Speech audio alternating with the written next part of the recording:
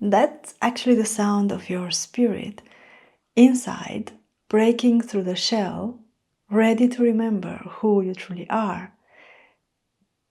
This is the story of why you forgot and how to remember. Divine Spirit is the divine spark of light that decides to come to Earth to learn some lessons, explore 3D, and basically find its way back to its true nature of pure light. Everyone and everything in this world around you has a narrative that they tell you, and you learn that if you fit into that narrative, you might have something to gain. You are not that aware of the things you lose along the way by fitting in, such as your true identity as a divine spark, essence of God. Anyhow, in most cases, this process makes you fully identify with your personality, your job, your career, roles you play as a parent, caregiver, a family member, anything like society persona. And then you start running towards success, running towards approval, running towards achievements, running from suffering, running from the void, running from the questions that have no easy answers. And here's the thing about running. It feels productive. It feels like progress, like evolution. You're moving. You keep going. You're achieving things. You're checking boxes. You're building a life. People appreciate you and you think you should be proud at some point. And somehow still inside, something is missing, isn't it? For some of you, though, there is also exactly that unexplained feeling of longing after something within yourself that you just cannot really grasp. It is like a homesickness for a home you can't quite remember.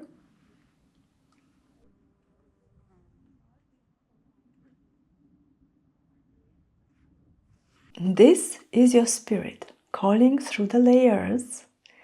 This is the divine spark awakening, observing all of this, and still wanting to remember.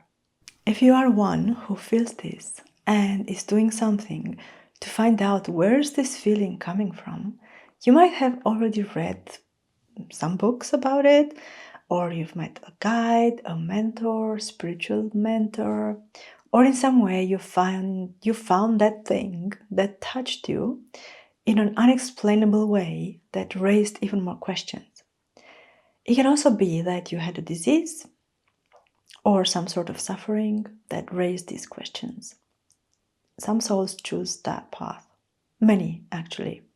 There are many ways we have chosen to awaken through. The point is, whatever path you laid out for yourself before you arrived on Earth, if you are seeing this video, it means only one thing, that it is time for you to stop running cluelessly and start walking with intention. I'm saying this because this is what I did 10 years ago while being in a spiritual community for 10 years already back then and walking a spiritual path with a genuine spiritual guide. I was still running cluelessly within that environment which was spiritual in nature. And I'm telling you, as long as you are running cluelessly, no guru, no highly advanced spiritual path can help you. It is all up to you to stop and decide to take the next step with a clear and well-considered intention.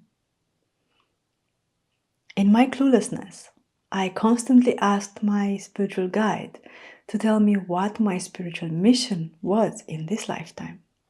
And he constantly replied, "You have to figure this out by yourself with the help of angels and astrology," which is what I eventually did. I studied and learned the nature of astrology that I am now here to share about with you. While stopping to learn, choosing to walk with intention instead of running cluelessly with fear, something started to crack.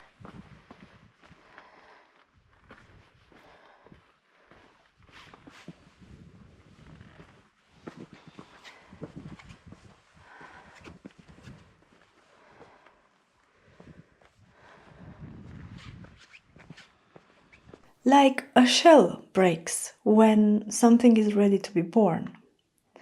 And that is what the Japanese call kintsugi, the art of mending broken pottery with gold, making it more beautiful and even more worthy for having been broken. But I'm not talking about the pottery, I'm talking about your heart. I'm talking about that soul deep longing to get back home that feels like something needs to break before you can do that. And that's good. Let it and let go. Because what you think is heartbreak is actually your soul breaking through the layers that covered it. What you think is brokenness is actually the cracks where your inner light gets to shine through. It is where you remember. What does astrology have to do with any of this? I won't even address the daily predictions, the superficial horoscopes that you can see on some TV channels. I'm talking about classic astrology, the kind that can decode for you why you think the way you do, why you act the way you do, why you like the things that you like. And this is by far one of the best way to get to know yourself, to learn about yourself. Your natal chart is literally a map of how spirit, your soul, condensed into your particular form at your particular time and place. It shows you which layers are easiest for you to see through and which ones you chose to work with in this lifetime. And after you can decode your own emotions, feelings, likes and dislikes, fears, wounds, and soul lessons, with the help of classic astrology, it's time to go deeper, which is what I did, deepening my learnings by studying holographic stellar astrology, which is formed of metaphysical, alchemical, and sublimating astrology. Metaphysical astrology helps you look at the map of your soul beyond the likes and dislikes, beyond immediately accessible feelings, wants, and desires. It tells you more about your soul, your spirit, the divine spark who forgot itself in the condensing process of materialization on earth. And you see its true and living energies, what truly makes you fulfilled. Alchemical astrology shows you how to use all your tensions, all the obstacles, the emotional blockages to produce cracks in this armor of defenses and illusory desires formed along your lifetime on earth. How to break the patterns you developed or simply copy-pasted from your parents, from your specific culture, from your country predominances, the times you lived in. Sublimating astrology helps you reconfigure your true self in golden light, just like the kintsugi art. It helps you redirect the energies so that you are empowered by your own inner conflicts, because there is always a miraculous power hidden between those cracks, just waiting for you to find it. This is the work, not running from the cracks, but filling them with gold. What do you think happens when spirit within begins to remember itself? When it stops running and starts walking with intention? It recognizes itself in the light, as light. It remembers that it came here on purpose, with purpose, and that life here is a break from the usual freedom and bliss. That every layer it picked up on the way here was not a mistake. It was the curriculum.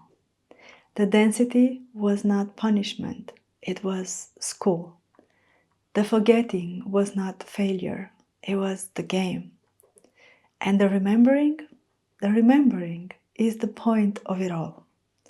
You start to notice that the light you have been seeking outside, in teachers, in books, in practices, in people, in achievements, in money, it's the same light that has been covered up inside you all along. That is why I am saying it is time for you to stop running, confused and even scared by external society conditions and norms, and start walking with intention. Final destination? Back to yourself. The true divine light that begins to remember itself as part of light, of God. When you feel called, and you will know when you do, because it won't feel like thought, it will feel like recognition. Contact me, I can help. Not because I have all the answers, but because I have walked this path of stopping, of looking at the cracks with the golden light of my awakening spirit. And I keep doing this every day.